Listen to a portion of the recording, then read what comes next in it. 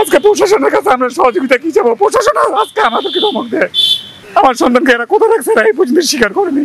সময় বেলালে ফোন করে করছে যে আপু আপনার ছেলেকে ডিবি ধরে নিয়ে গেছে। কেন ভাই? আপনার ছেলে নাকি মেট্রো রেল ভাঙাভাঙির মধ্যে ছিল, ওই জন্য নিয়ে গেছে। তখন থেকে আর কোনো খোঁজ পাচ্ছি না। একবার ফোন দিলাম, রিং হলো, পরের বার ফোন দিচ্ছি, ফোন বন্ধ।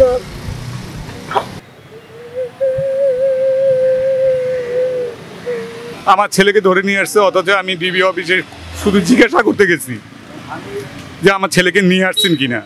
তেনারা আমাকে ধমক দিয়ে আরও বলে যে আপনার ছেলে নিয়ে আসছে কিনা, যারা নিয়ে আসছে তাদেরকে যে জিজ্ঞাসা করেন। তা আমার ছেলেকে আজকে ডিবির লোক পরিচয় দিয়ে ধরে নিয়ে আসলো। এখন কি তারা কি ডিবির লোক না কিসের লোক আমরা কেমন করে বুঝবো? আমরা আজকে আইনের কাছে সহযোগিতা চাইতে আসছি যে ডিবির লোক ধরে নিয়ে আসছে, ভালো কথা। আমার ছেলে যদি অপরাধী যদি হয়ে থাকে ভালো কথা, তার বিচার হবে। কিন্তু আমার ছেলে তো না আছে কোনো রাজনীতির সাথে, না আছে মনে করেন কোনো ছাত্র দলের সাথে, না আমার ছেলে কোনো ছাত্র দল করে কিংবা অন্য কিছু। আমার ছেলে দিন আনি আমরা দিন খাই। আমার ছেলে এসি ফ্রিজের মিস্ত্রি। আজকে তাকে দোকান থেকে উঠে নিয়ে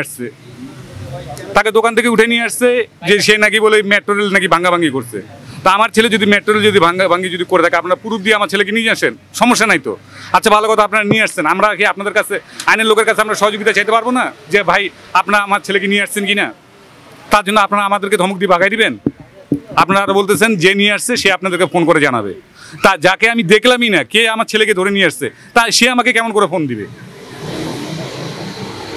ওনাদের কাছে গেলাম, ওনারা একটাই কথা যে ধরে নিয়ে আসছে তার কাছে। তাইলে আমরা কার কাছে যাব? আজকে প্রশাসনের লোকের কাছে আমরা সহযোগিতা চাচ্ছি, প্রশাসনের লোক আমাদেরকে এরকম কথাবার্তা বলছে। তাইলে আমরা কোন লোকের কাছে আমরা যাবো? কার কাছে আমরা সত্যতা যাচাই পাবো? 1:01টার সময়, আজকে দুপুরে 1:01টার সময়।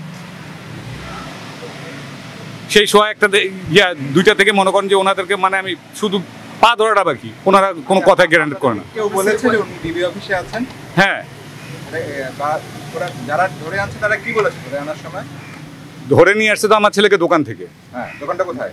কাজীপাড়া। কি? হ্যাঁ, তারপর কাজীপাড়া দোকান থেকে ধরে নিয়ে আসছে। দোকান থেকে ধরে যখন নিয়ে আসে তখন আরো ছেলে পেলে ছিল।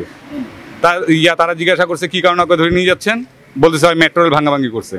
তো মেট্রো রেল ভাঙ্গাভাঙ্গি করছে বলতেছে তার গার্জিয়ানের সাথে আপনি আলাপ করে তারপর তাকে নিয়ে যান। তো ওই ছেলে পেলেকে নাকি ধমক দিয়ে আমার ছেলেকে উঠে নিয়ে আসছে। আনার পরে 7জন আমার কাছে আসছিল, 7জন লোক আসছিল আমার কাছে। ওনারা ডিবির পরিচয় দিচ্ছে। ডিবির পরিচয় দিয়ে আমাকে বলতেছে যে আপনার ঘরে কি কম্পিউটার আছে, এসি আছে? তখন আমি বললাম ভাই কম্পিউটার আছে না এসি আছে, আপনি আমার সরাসরি আমার রুমে চলেন, যা আছে আপনি দেখে শুনে নেন, যদি আমার ছেলে যদি কিছু নিয়ে আসে থাকে কিংবা যদি এর সাথে জড়িত থাকে। বলছে ঠিক আছে চলেন। আমার ঘরে গেল, ঘরে যায় ওনারাই বলতেছে যে না এই ঘরে তো কিচ্ছু নেই।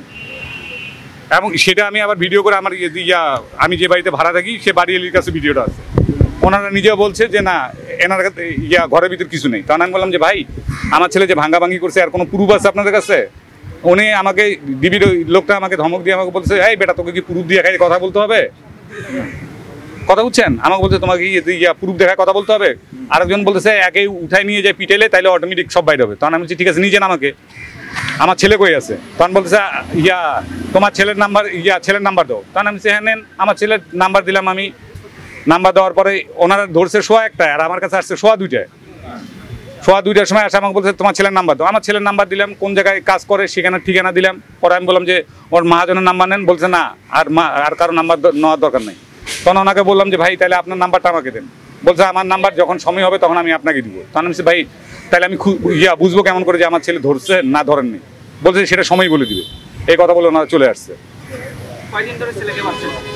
না আজকে 1:01টায় ডিবি অফিসের ভিতরে গিয়ে ডিবি অফিসের ভিতরে গেলাম। ডিবি অফিসের ভিতরে যায়, ওখানে সিনিয়র একজন যে অফিসার আছে ইন্সপেক্টর নাকি, ওনাকে আমি জিজ্ঞাসা করলাম। উনি বলতেছে যে এখন আমি আপনার সাথে কথা বলার মতন সময় নেই।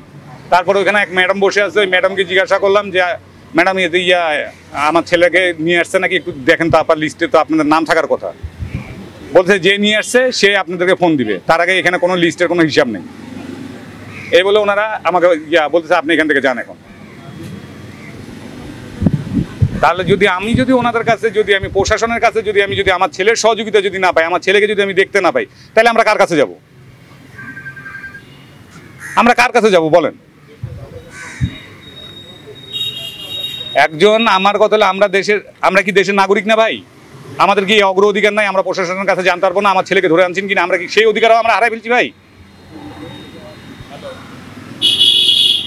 তাহলে এক কাজ করেন আপনারা, খামাখা ওই 2 দিন পর আপনারা দেখাবেন যে এই যে আমার ছেলেকে নিয়ে আসছেন জঙ্গি হিসেবে, আমার ছেলেকে দেখা যাচ্ছে জেল খাটাবেন, তো সেই সাথে আমাদেরকেও ঢুকাই দেন। আমাদেরকে বাইরে রাখার দরকার নেই তো, আমাদেরকে ওই যে রংপুর ছেলের মতন গুলি করে মারে ফেলাক। আমার ছেলের নাম হলো আলামিন, বয়স হলো 18 বছর, ধরছে কাজীপাড়া থেকে, কাজীপাড়া তার দোকানের ভিতর থেকে। সে এসি ফ্রিজের কাজ করে, এসি ফ্রিজ ওয়াশিং মেশিন। আমি এখানে আসছি আপনার 2টা থেকে, তোমার 2:30 থেকে, জি চানমিয়া।